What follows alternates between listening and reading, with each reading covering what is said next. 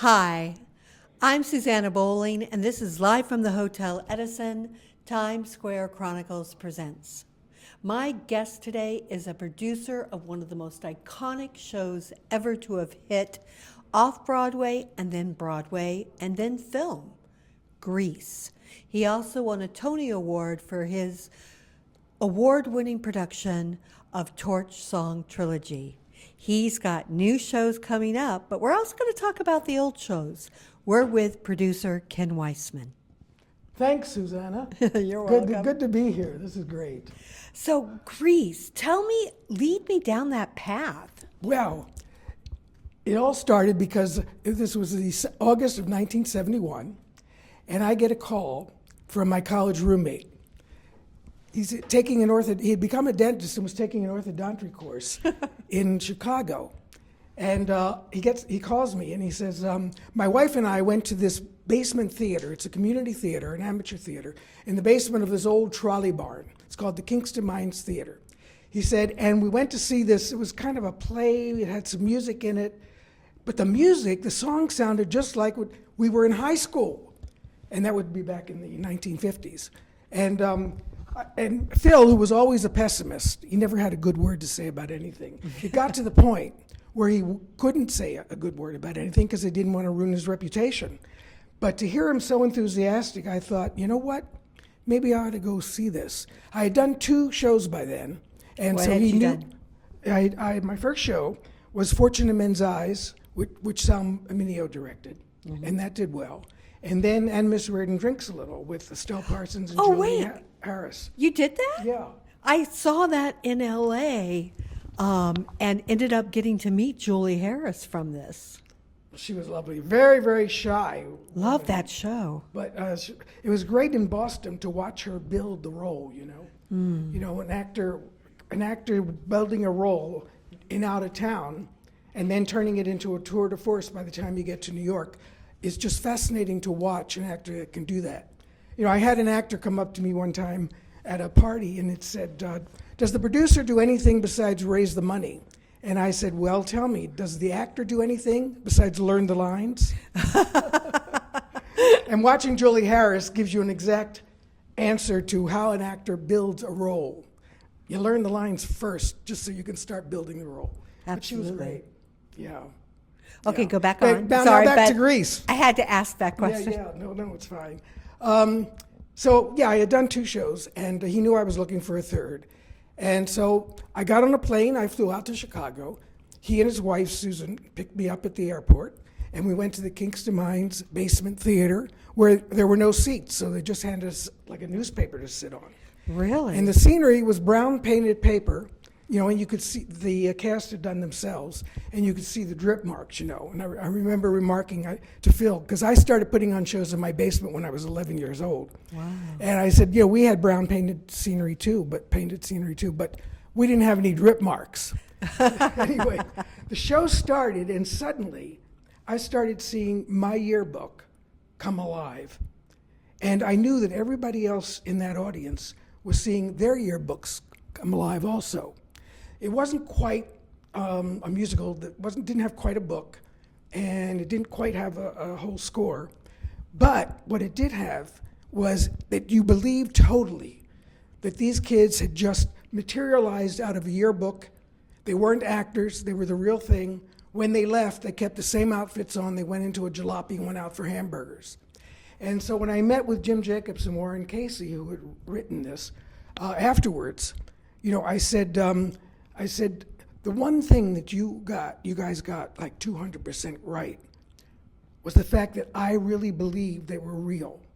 You know, otherwise it would have been sort of a spoof, like a Dames at Sea. And I don't think that would work for this kind of a thing, I said.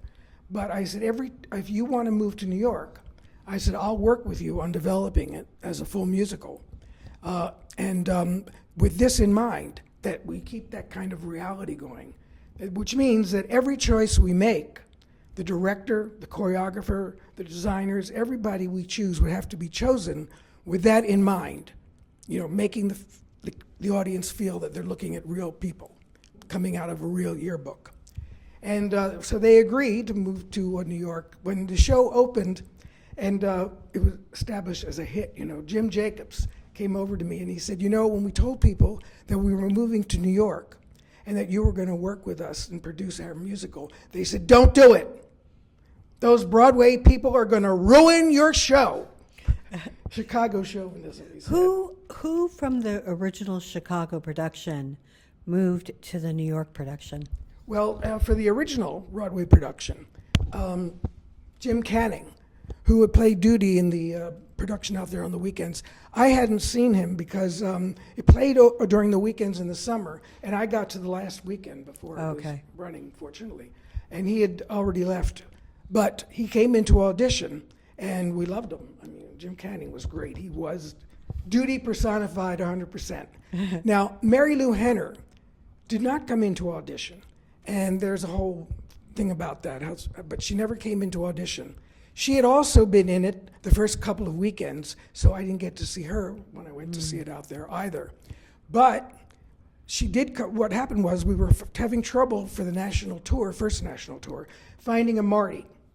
And finally, Jim Jacobs said to me, we're at the auditions, we're setting them up, and he said, well, we had a girl, terrific talent, great girl, play Marty in LA the first couple of weekends, but she never came into audition. I said, well, get her here now. So he calls her, and Mary Lou Henner flies in. The next day, she gives us a great audition.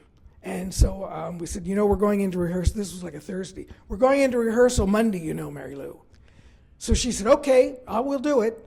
So it turned out, we found out later, she went back to LA. She went to her, the school where she was in her senior year. She got them to give her credit for missing her senior year because she was in her junior year. She also got another roommate so she wouldn't leave her roommate stuck. She packed up, brought everything to New York, and did all this in one weekend. Wow. And then after the national tour, we brought her to Broadway. And then I also took John Travolta, Mary Lou Henner, and Treat Williams out of Grease on Broadway, where John was now playing Duty. Right. And brought them into over here. And that's where John got the opportunity to do Welcome Back, Kotter. Wow. Yeah. But anyway, so we auditioned about 1,500 actors for that original cast, because in order to make them look like they weren't actors, you have to be a really good actor. Right. And also the score required real voices, and they required people who could move. Pat Birch, and one of the reasons I was so excited to have her do the choreography, was that she can make an actor who can move well look like they're a really trained dancer. And she dances off the character that they're playing, the choreograph. It's not just steps, And that was another reason, sitting in that theater in the Kingston Mines watching this, she was one of the first people that came to mind. Pat Birch. She can make these kids look real. She can do this. And so the first thing I did when I got back to New York was I went to Pat Birch's house, at an apartment, and I said, Pat, I had a couple of moth-eaten tapes with some of the songs, which Jim and Warren had composed the whole score on the guitar. They didn't even play the piano. And so I'm playing some of this moth-eaten stuff, and I'm telling her about the show. And her husband, Bill Becker, founder of Janus Films, he was there too, and he's listening at this. And Pat looks so confused, and she's hearing this, moth-eaten tape kind of thing. And she looks at me, and she said, "What is this?" And Bill said, "This is something that could be a hit, Pat." He got it. He did get it. And then she said, "But isn't this backwards? I mean, you have to hire the director first before you hire a choreographer. Suppose the director you hire doesn't want to work with me." I said, "Pat, any director that doesn't want to work with you is the wrong director for this project." And then, of course, we went on to look for a director who also... Wait, do you know how Pat teaches choreography? Tell me. It's the best. She'll be like, "Oh, there's a roach. Step on it. Squish it. Okay, jump around. It's not dead. You have to do things." Yeah, that's how she literally she teaches does that dance. sometimes too, yeah. Or like when she was choreographing Grease Lightning, the song they sing about the car. Right. And she said to the guys, they're all in the car. And she had to move this way. And then she said, "What do you feel like doing now?" I said, "We feel like jumping out." So she jump out. So that became part of it. Yeah, that's how she choreographs. Yeah. It's very organic. Very, very organic. I love And Tom Moore, who we chose to be the director. 3 years earlier, I had gone to see a play that he directed. It was at the Actors Theater over here. It was on a weekend. And his agent had contacted me and asked if I would go see it. And it was called Welcome to Andromeda, and it was a 2-character play. One character was a paraplegic, so he never got out of the bed, and the other character was the nurse. And the amount of visual humor and sights that this director, Tom Moore, got out of that, plus the fact that I had to keep pinching myself to remind myself that they were actors. And then I remember going out to L.A. shortly thereafter, because Tom had come in. He was working at the as an assistant at the Mark Taper Forum. And so I went out there. I was so impressed with his work. And we met for lunch. It was one of those lunches that went for like 4 hours. And I knew afterwards that we were going to work together. But after that, I did Fortune of Men's Eyes, which Sal Mineo directed. And then Anne Miss Reardon Drinks a Little, which we had another director. And then... Wait, were you out there for the L.A. production? Of what? Is that the Huntington? And Miss Reardon Drinks a Little. Oh, well, that was after we did it on Broadway. Yeah. We did a tour. We ran on Broadway until we opened, and then we ran till the summer when Julie said, if you close during, at the end of the season, I'll go on a year's tour. And we were doing well in New York, but we weren't paying back that fast.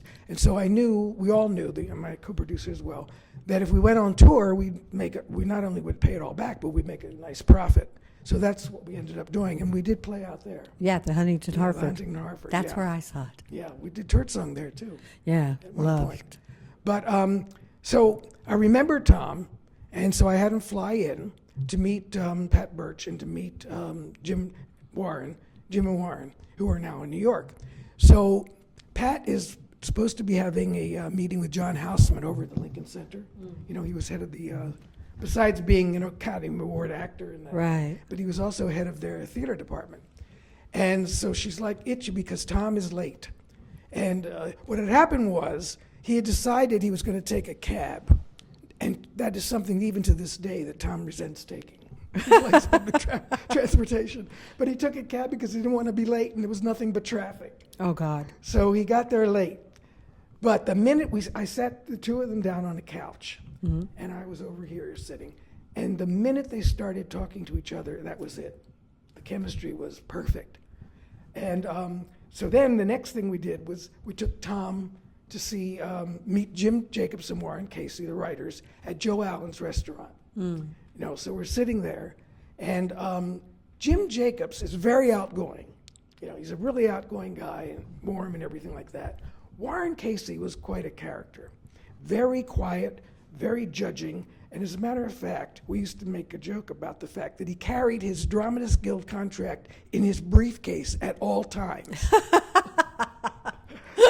So he's just sitting there staring at Tom the whole time, So afterwards, Tom had to get back to California, and we got into a limo and took him back to the airport. And Tom said to me on the way, he said, though, you know what? I'm not the right director for this. I said, what do you mean? He said, I hated those greaser kids when I was in school. I just hated them, and I was not into the 50s or any of that stuff.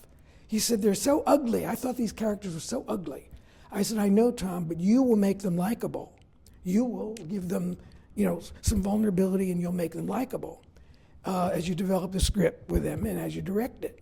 I said, why don't you do this? Why don't you reread the draft we have now on the plane as you go home? And, and let me know. Meanwhile, while he's on the plane, Warren Casey says to me, I'm not going to approve him. I don't like him. He hardly talked to me. I said, well, you sit there, in your serious mode, just staring. You don't say anything. Jim is getting all the attention because he's talking to Tom. So, meanwhile, I get a call. Tom landed at the airport, runs to a telephone, calls me and says, did I talk you out of hiring me? I reread it and I heard what you said. I said, no, but now you're going to have to come back to New York because Warren doesn't want to approve you. So Tom flies all the way back to New York. another lunch at Joe Allen's, and I said, Tom, focus on Warren. So the whole time he's talking to Warren and pushing Warren. So afterwards, Warren said, oh, I like him. Oh, good. And there was a little more about Jim's and Warren's reaction. You know, in our book 2 years ago was our 50th anniversary of the opening on Broadway. Wow. And we came out with a book called Grease, Tell Me More, Tell Me More. Actually, the title was Mary Lou Henner's suggestion. And the book is all about, you know, the whole history of Grease, from the time that I went to Chicago and saw it in that basement theater, to our developing it, doing the previews in New York where we changed songs and cut this and changed that, and the casting goes through everything, through the opening, through the mixed reviews, through all the promotion to how we got it established as a hit, how the movie came about, the national companies, and then all the celebrities that came out of Grease. People sometimes say, how come so many celebrities of the cast members went on to be stars? Wait, I have a question. Does it also cover the fact that it was made into a live TV show for... No, the book doesn't go that far. Oh, but why that's not? another story. Well, the live TV, yeah, oh God, please. I remember when they were doing the live TV show, and what's her name from the movie, Frenchie? Didi Khan. Oh, Didi Khan had like a cameo in it. right. And we were talking during that, and she said, you know, they have no idea what Grease is. They have no idea who these characters were. They have no idea of the dimension, you know, of the characters. I'm trying to give them advice, but they don't want to hear from me at all. And wait till you see it. Well, Pat Birch and I watched it together. And it was like, you couldn't, the only reason that you knew one character from the other was by the character name, Oh, absolutely. you know.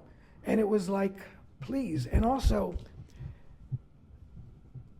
having a live audience for a presentation of a Broadway show when you're doing a television version, it does work, because there is a member of when you do the show, not an adaptation, but when you try to just do the show on TV, there's an audience member missing, and that's the audience. Ah, So way back when one of the first, I think, was Best Foot Forward, and Oh, they actually yeah. had an audience when they taped it as a Broadway, you know, thing. But to have the audience present, so you're watching the actors and they're walking in front of, that's another story, you know, and they did not envision that it wouldn't work. But anyway, that was just one of the side journeys that we have to laugh at. Of all the people that you've had play in the show, who were you the most excited to discover? Well, that's a difficult question, because there were so many that we were excited about. Okay, so make But a list. of course, the first name that's going to come to mind is, well, it's either Richard Gere or John Travolta. Right. Both are great stories. And most don't know that Richard Gere was in this. No, well, Richard Gere got his start. He had just arrived in New York after graduating college, and Linda Otto Linda Otto was the casting director at that time, and so she brings him in. This young guy, she brings in to the auditions. We were looking for an understudy for Barry Bostwick, who was our original Right. Zuko, and that's because Bostwick was going to be going out to play. No, wait a minute, I got it mixed up. We were looking for an understudy for Barry Bostwick because Jeff Conaway, who was the understudy, we were sending out on our first national tour as Danny Zuko. Oh, okay. See, and we were looking for an understudy. So Linda brings in several guys, and one of them is Richard Gere, who does a wonderful job in the singing audition, and he reads the drive-in movie scene, and he's really good. And so what we were doing with people that we were looking at, we asked them to stay for the dance audition, which Pat was going to conduct after the other auditions. So now we go through the other auditions, we see everybody, and we're ready for the dance audition. And the ones that we asked to stay for the dance audition came on stage, but there was no Richard Gere. So somebody said, oh, he left. So Tom Moore's reaction and my reaction too was, well, an idiot. What happened? Forget that. So Linda said, something's not right here. She said, would you let me call and talk to him, because he's been great at the other auditions that Right. I've had him at.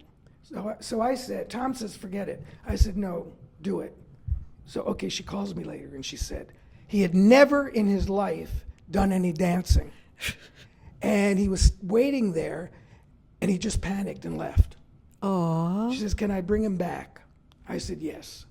So she brings him back and Pat goes up on stage with him, and he was fine. He was terrific. Well, because Pat has a way of Yes. teaching non-dancers Exactly. how not to be Exactly. afraid. So we hired him as the understudy. Now, we're doing the London West End production. We cannot find a Danny Zuko over there.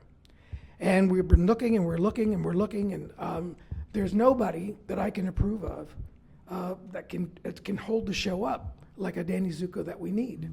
So finally I said to my co-producer, Paul Elliott, I said, Paul, we're going to have to bring over our New York understudy, who was Richard Gere.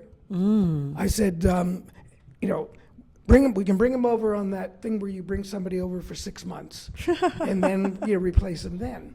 So he said, British Equity said you can't bring him because he's not a name of any kind, and you're going to take a job away from a British actor. Now we were about to go into rehearsal the following Monday.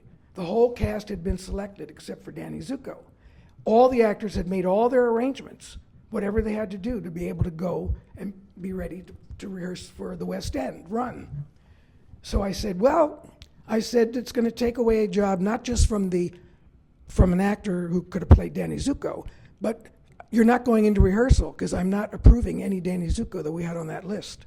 So you can't go into rehearsal. So British Equity can understand now that they have one British actor who's not getting to play. They have all 16 in the cast who won't be playing.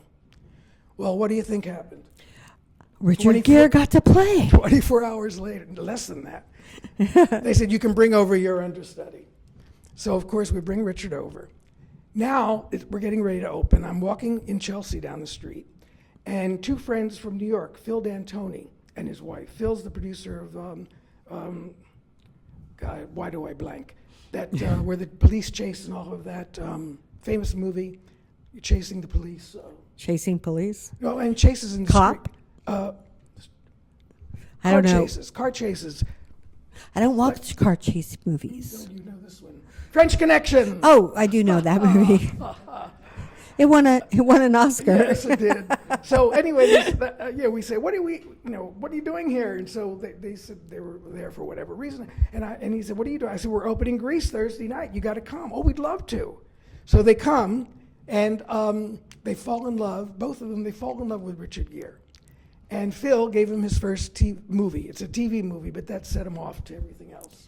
Wow. The thing about show business, the way things happen.